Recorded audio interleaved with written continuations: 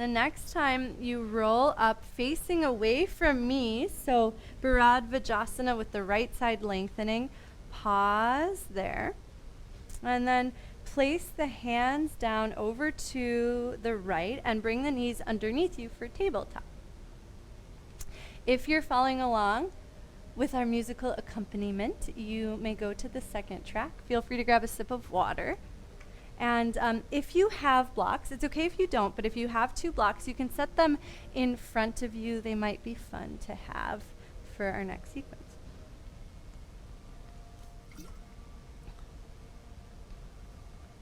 All right, so from tabletop, lower your forearms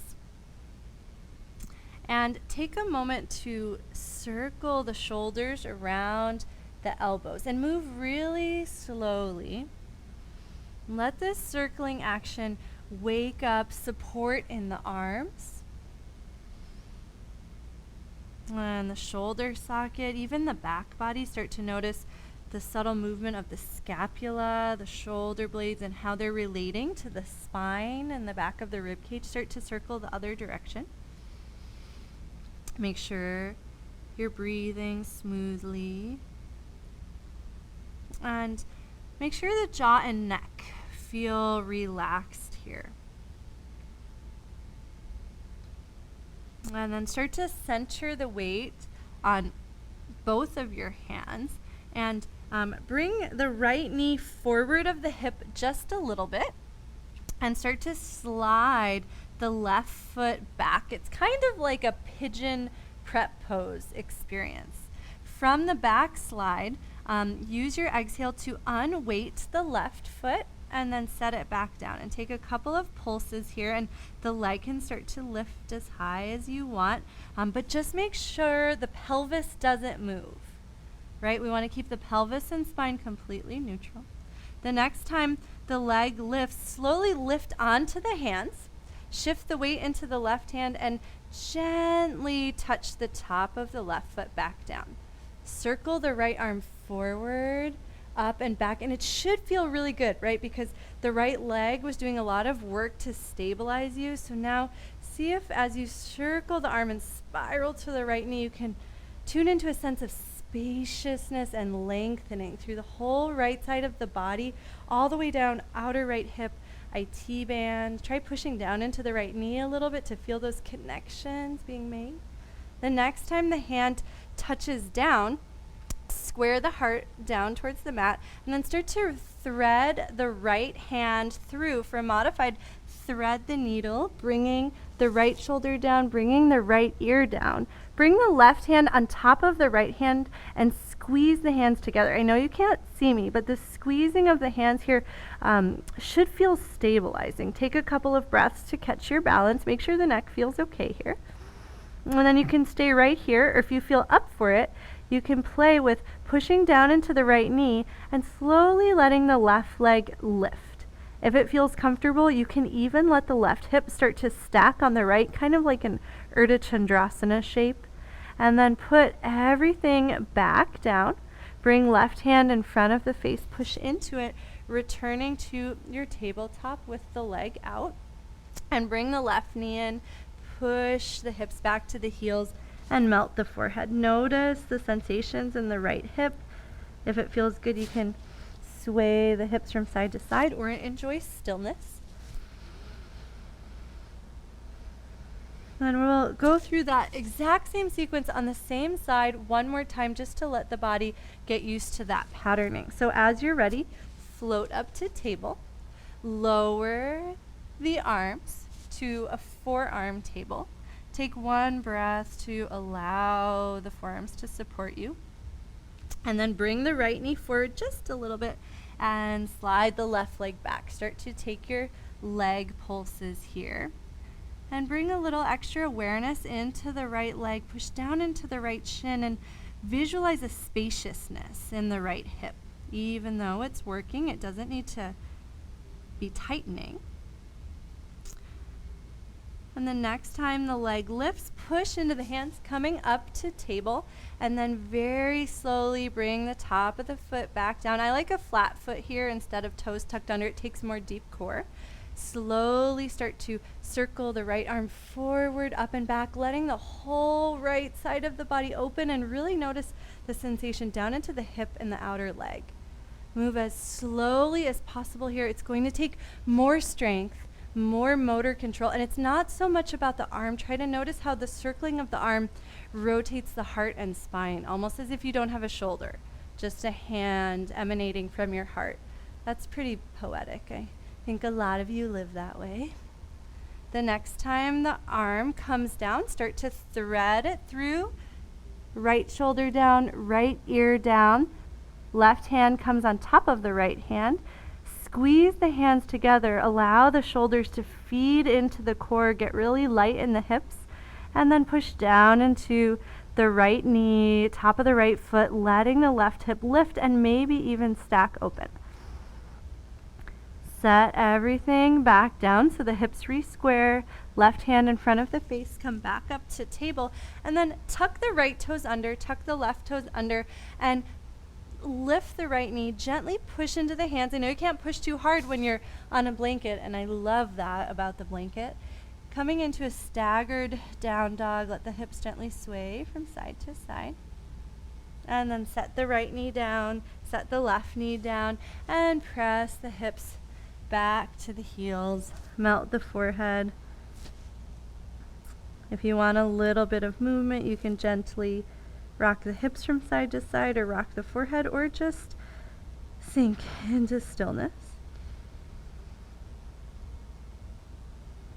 And we'll do that on the second side. So float up to tabletop. Lower the forearms. Let's add in our shoulder circles in this first round on the second side. Let the hands be soft and make sure you're applying right effort, right? Sometimes when we're stabilizing in the shoulders, we overdo it. And so see if you can do less and still feel bouncy and supportive. And then come to center. Now the left knee walks in from the hip, right leg slides back, and then use your exhale to unweight the right leg. You'll might start to notice some warmth building in the left leg. You can pulse the right leg up and try to notice the pelvis not tipping forward. There's a tendency for the right glute to not do the work and instead the low back to provide the stability here, and we actually don't want that. We want the spine to be neutral, no arching in the low back, and we want the hips to be getting quite warm. It means they're doing their job. The next time the leg lifts, float onto the hands, gently lower the top of the foot, and now shift the weight into the right hand, circle left arm forward, up, letting the heart open away from me, and then the arm circles back and down. Make sure the right hand's nice and soft, right elbow supple, and take a few arm circles, noticing the connection down into the rib cage, down into the obliques, down into the right hip. Left hip is what I meant. And then the next time the arm comes down, thread it through, lowering the left shoulder and left ear. Stack right hand on top of left, give it a squeeze. Stay here or play with letting the right leg lift and maybe even open. And only do that if that feels supported and interesting in the hips. I really love it because it helps me feel how my right glute connects into the left glute, and I can feel the two working together to rotate the top leg open. And the next time the foot comes down, place right hand in front of face, gently push into the hand, returning to table, bring the right knee forward and send the hips back to the heels. Notice any warmth in the right side of the body, and just make sure that it's an even warmth, an enjoyable warmth, and not uncomfortable. And let's float back up to table and lower the forearms. Last round here. Left knee sneaks forward, right leg extends back. Use the exhale to lift the right leg. Try to keep the pelvis balanced so it doesn't shift from one side to the other. Completely unmoving. Only the right leg is moving here. Make sure you're breathing. Next time the leg lifts, lift onto the hands, and then gently set the top of the foot down. Shift the weight into the right hand. Big circles with the left arm. You don't want to feel it at all in the shoulder. It's all about the rotation of the heart starting to spiral into that left leg, opening up that left spiral line of the body. And the next time the arm comes down, feed it through, bringing the right shoulder or left shoulder, left ear down. Stack the hands, gentle squeeze with the hands, and then play with floating the back leg. And try to feel how pushing down into the left knee is what initiates the float of the right leg. Bring some awareness to the back of the hips, the back body. Notice how they're supporting you here. And then set the right toes back down, right hand in front of the face, push into your tabletop. Tuck both sets of toes under, but keep the legs staggered. Lift the left knee and gently press into the hands, sending the hips up and back. Option for a little sway here. And then set the left knee down, bring the right knee in to meet it. This time let the knees come nice and wide, big toes touch hips to heels, and glide the hands forward, melting the forehead down. Observe your next couple of breaths. Let the hips relax. They just did a lot. Let the shoulders relax. I guess they did a lot too.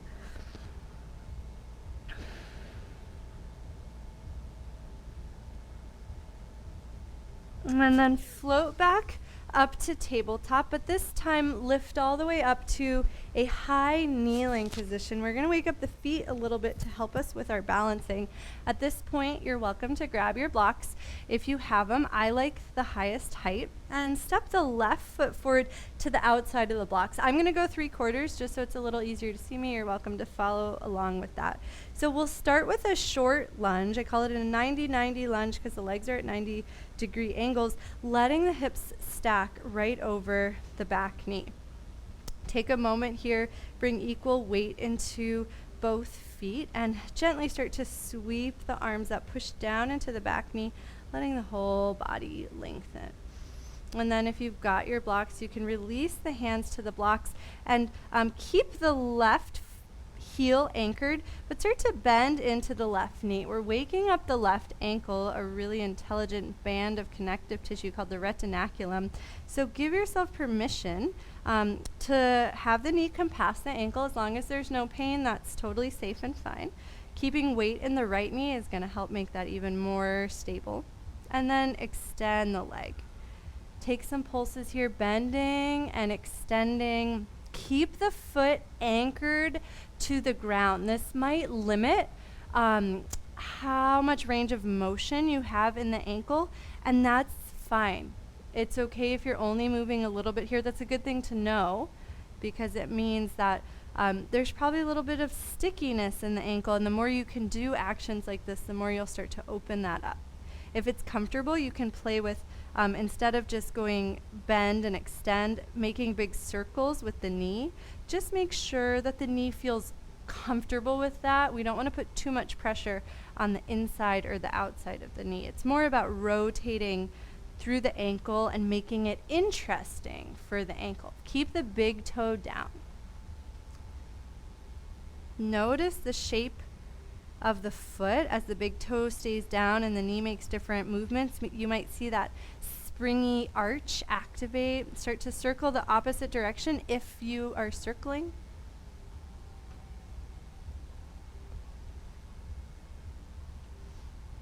And then pause for a moment. Let the hips start to sink forward. Give yourself permission to walk the front foot forward and slightly to the left, and then come out of your stretch just 1 inch.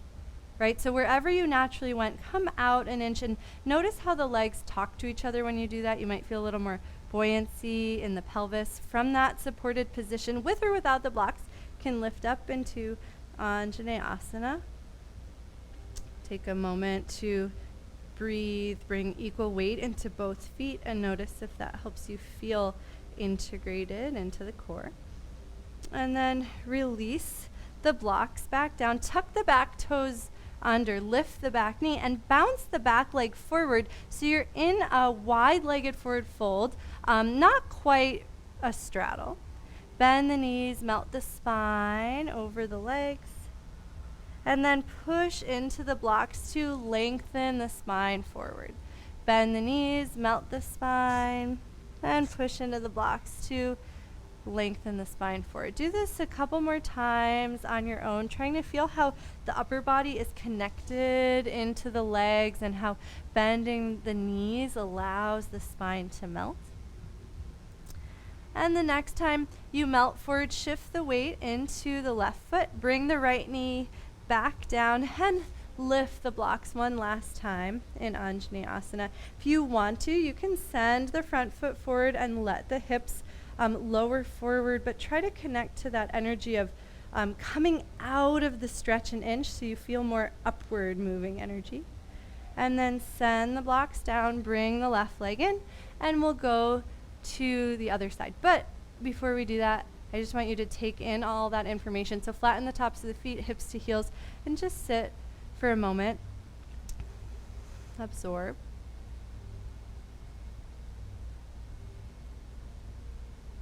And you don't have to actively process anything that just happened. Instead, try to be as empty as possible. Just connect to the breath. And let that exhale bring the visualization of the heart center glowing brighter and brighter the longer the exhale lasts.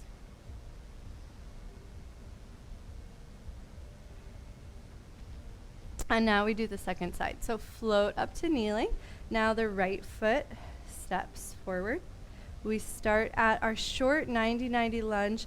Let the tailbone get heavy. Let the front of the pelvis lift ever so slightly.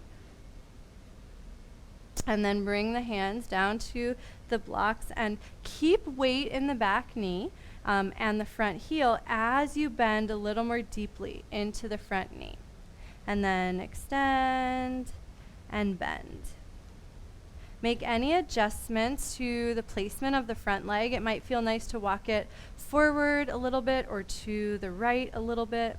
And remember, you want to keep the big toe anchored, which means the limiting factor here is probably the ankle flexibility, right? And that's okay. And we're trying to explore how far forward the knee can come and then how much the leg can straighten so that the ankle is stretching in both directions.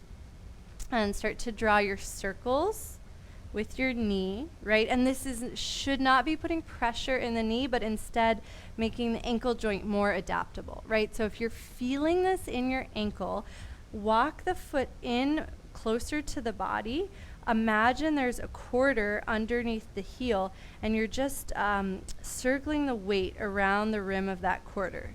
So it's really more about the weight shifting in the foot and ankle and not so much in the knee.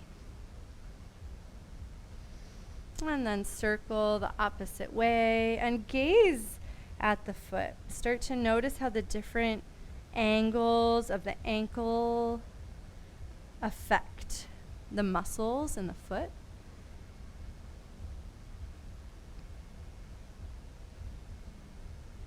Notice if there's an angle where it's hard to keep the big toe anchored. The big toe is the secret to great balance, so we hone in on it here. And then allow the knee to stack over the ankle.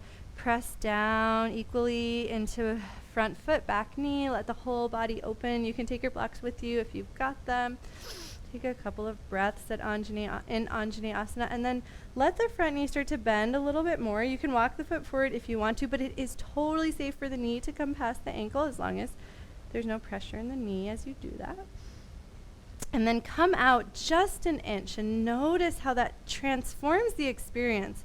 And less is more. If you came way out of it, really try to just come out of an inch because that takes way more strength.